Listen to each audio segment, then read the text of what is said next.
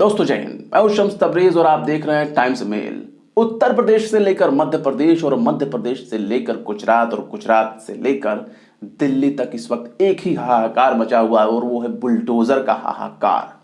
और बुलडोजर पर सियासत भी तेज हो गई है। बार बार बुलडोजर को लगता है कि एक चुनावी सिंबल ना बना दिया जाए, एक पार्टी का चुनावी सिंबल ना बन जाए बुलडोजर। और इस बुलडोजर की कार्रवाई अक्सर माइनॉरिटीज पर देखने को मिल रही है। बार बार आरोप लग रहा है कि इसका इस्तेमाल अल्पसंख्यक खासकर मुसलमानों के खिलाफ हो रहा है। लेकिन इसको लेकर के अब केंद्र की नरेंद्र मोदी सरकार को यानी भारतीय जनता पार्टी की सरकार को बाकायदा एक चेतावनी मिली है मौलाना तौकीर रजा के जरिए। मौलाना तौकीर रजा कौन है आपको बता दें कि ये बाकायदा एक छोटी सी पॉलिटिकल पार्टी भी चलाते हैं और ये आला हजरत दरगाह यानी बरेली शरीफ से ताल्लुक रखते हैं, उनके खानदान से ताल्लुक रखते हैं। और कई विवाद भी इन पर लगते रहे हैं और कई विवादित बयान देने के आरोप भी इन पर लगते रहे हैं। लेकिन इस बार इन्होंने ऐसी चेतावनी दी है जिसके बाद ये दावा किया जा रहा है कि विवाद काफी बढ़ने की उम्मीद है, क्योंकि इन्होंने चेतावनी दे दी है कि अगर केंद्र सरकार ने फौरन इस तरह की चीजों पर मुसलमानों के ऊपर होने वाले एक तरफा कार्रवाई पर अगर रोक नहीं लगाया तो मुसलमान सड़क पर उतरेंगे। बकौल तौकीर रजा के मुसलमान सड़क पर उतरेंगे और उसके बाद फिर मुसलमानों को रोक पाना बहुत मुश्किल होगा, महाभारत होगी। इस तरह के शब्दों का भी इस्तेमाल किया गया है इनके बयान को लेकर के। लेकिन आइए जरा गौर कर लेते हैं मीडिया रिपोर्ट्स में कि आखिर क्या कहा है इन्होंने अपने बयान में। इन्होंने अपने बयान में क्या कहा है उसका हम आपको जिक्र कर देते हैं।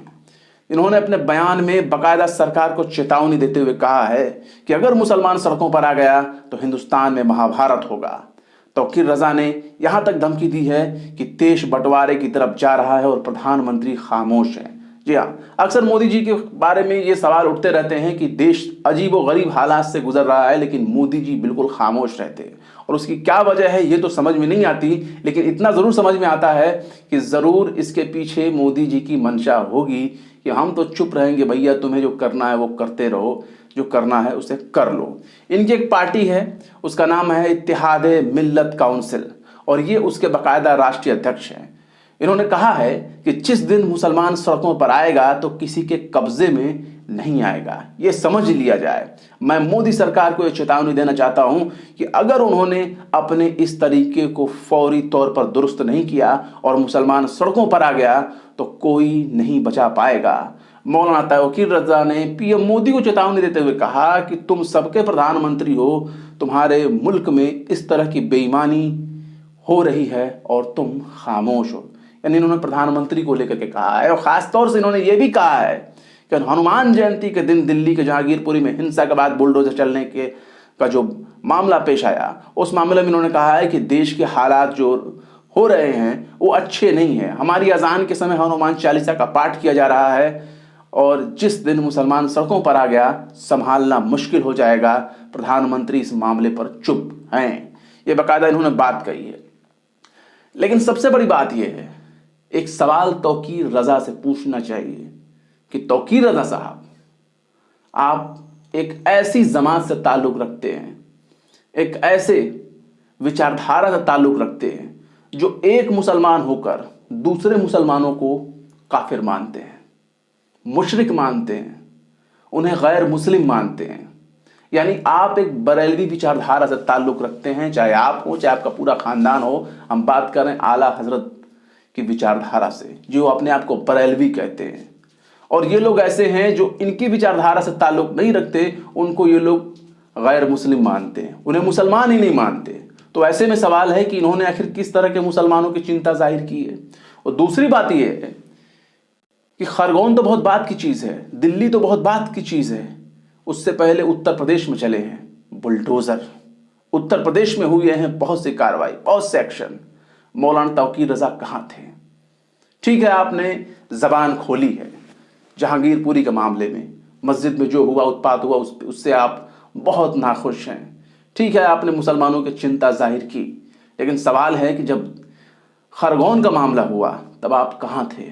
खरगोन में तो बाकायदा लगातार बुलडोजर चलाए गए। उतने बुलडोजर तो आपको दिल्ली के जहांगीरपुर में भी नहीं देखने को मिलेंगे। वहां तो घरों पे बुलडोजर ढाए गए, लोगों को अरेस्टिंग की गई। ज्यादा से ज्यादा उसमें अरेस्ट होने वाले अगर कोई कौम थी तो मुसलमान थी। तो ऐसे में तौकीर रजा कहां थे? कितने बार वो मध्य प्रदेश गए और कितने बार उन्होंने मध्य प्रदेश के मुख्यमंत्री को चेतावनी दी और जेल भरो आंदोलन करने की धमकी दी। कितने बार उन्होंने इस चीज को समझा किया, नहीं समझे वो। ऐसे में सवाल है कि जब आप एक विचारधारा से जुड़कर, जब आप मुसलमानों को ही मुसलमानों से बांटने की कोशिश करते हैं और एक ऐसी विचारधारा का पालन करते हैं, ऐसी विचारधारा को मानते हैं जो मुसलमानों को मुसलमानों से लड़वाती है, आप किस तरह की रहनुमाई करेंगे? और आपको बुलडोजर की इतनी चिंता क्यों हो रही है? जब बुलडोजर चल रहे थे तब तो आप मौजूद नहीं थे। तौकीर रजा साहब, उस वक्त कौन था? उस वक्त कोई नहीं था। एक महिला थी बस, जिसका नाम है वृंदा करात, और वो सीपीआईएम की लीडर थी, किसी मजहब की नहीं। और कहा जाता है ना वामपंथी विचारधारा वाले पार्टियों को, सीपीआई सीपीएम को, कि वो लोग नास्तिक हैं।